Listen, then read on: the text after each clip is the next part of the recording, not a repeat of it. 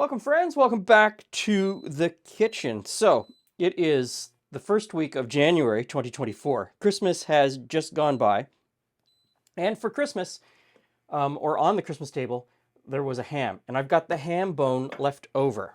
Leftover ham bone in our house means really just one thing, and that is yellow pea or split pea soup. I'm going to start out by making a ham stock. So I'm going to take the ham bone, put that in my stock pot.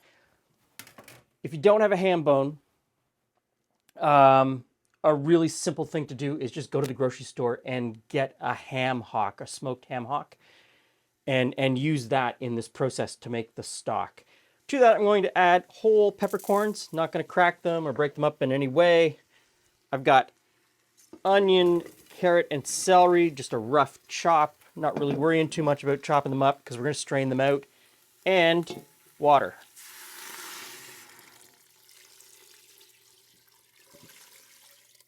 So I'm usually looking for 10, 12 cups of water to make the stock. So this will bring us up to 12. I'm going to put a lid on it. I'm going to bring it up to a simmer, just the barest simmer. I don't want to boil it. I certainly don't want to boil it hard.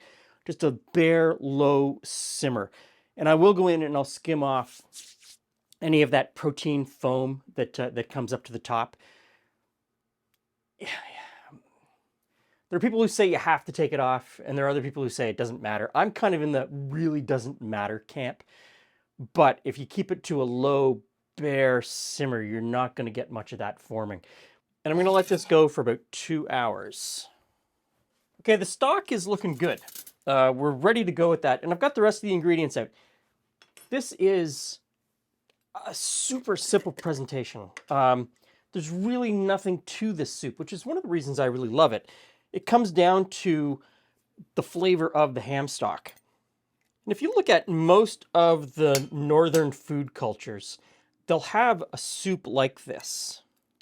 They'll all pretty much have recipes like this that use essentially leftovers or pieces of meat that aren't used for something else, right? So the ham bone or the ham hock, the smoked ham hock, using that for the flavor, and then you're using like a dried bean or pea in this case that can be saved through the winter.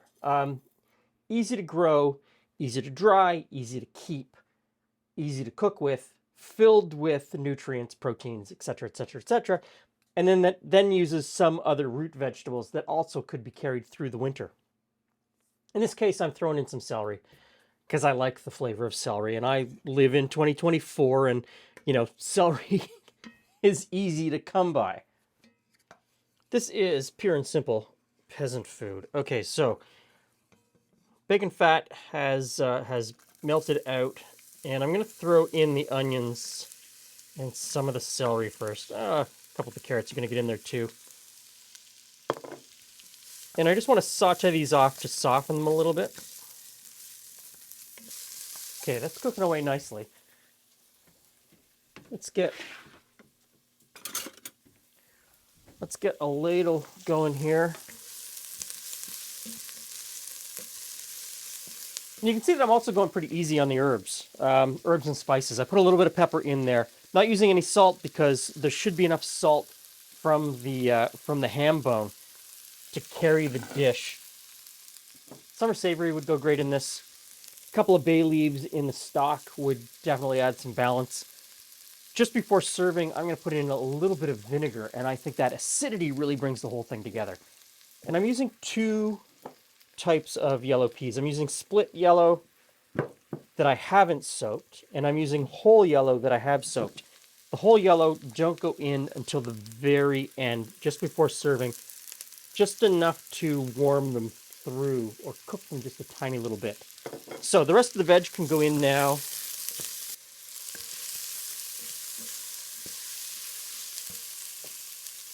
And go the split peas, and then pretty much immediately I'm going to start ladling over the ham stock.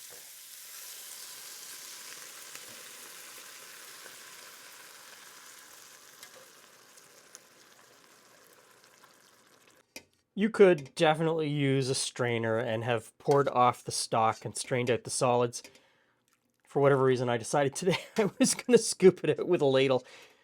Both are just as easy as the other. I am going to pull the ham bone out of the pot and let it cool and cut as much of the ham off as I can. And I'll add the ham in close to the end with the whole yellow peas. Okay, so that's the last of the stock. Give it a stir. Lid on and let that simmer for about 45 minutes. Okay, I think we are ready for the last step. I'll get the lid off here. Looking good. Okay, we'll just give that a bit of a stir. Now, the chopped ham that was left on the bone, that goes in. And the soaked whole yellow peas. Now I'm going to put the lid back on and I'm going to let it simmer. Julie won't be home from work for another hour and a half or maybe 2 hours. This is the kind of soup that can bubble away for almost forever. It'll thicken up quite a bit if you let it bubble a little bit longer. But with those soaked whole beans that I just put in, it should cook for probably 45 minutes to an hour before they soften up. Okay, this is looking good. Let's get this into a couple of bowls. Hey, Jules. Hey, Glen. Hey, friends. What do we have in here, Glen? There's no escaping the Christmas ham. Leftover. there's no escaping the Christmas ham. So this is just a yellow pea soup using the ham bone. You know, A classic. No complaining. nothing goes to waste. Got carrots, got onions. Yeah. Looks good. What kind of beans did you throw in? Looks like So I used yellow split peas, and I also put in a whole yellow. the whole pea. Okay. Because I kind of like that. The yellow, the split ones break down and become almost like a mush, but you get a whole pea, and it sort of adds an extra texture. It's a little bit hot. It's going to be hot.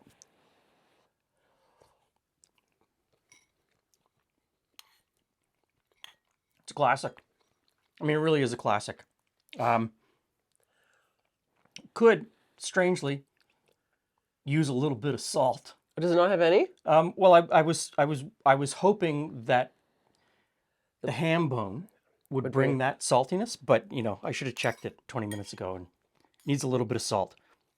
Mm-hmm. You could put in some summer savory. I put pepper in with the ham bone in order to make the broth. Could use a little bit of extra pepper. Oh, You could have put your new.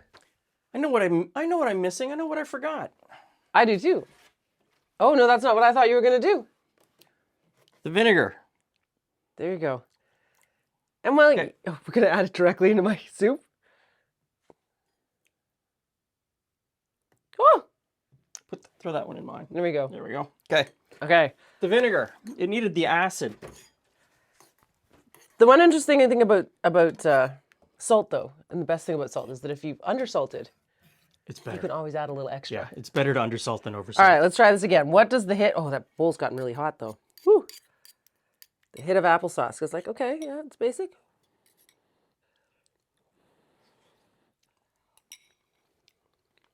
Yeah. Rounds it out a little bit. Still needs a little bit of salt, but it rounds it out.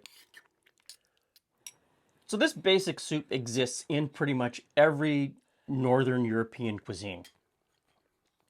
And the French, and presumably the English, brought it here to North America. And it worked here because the climate in Quebec was so harsh, and in New England was just so harsh that dried peas over the winter gave you what you needed, and you always had salt pork hanging around. There you go. Easy, easy, easy. Thanks for stopping by. See you again soon.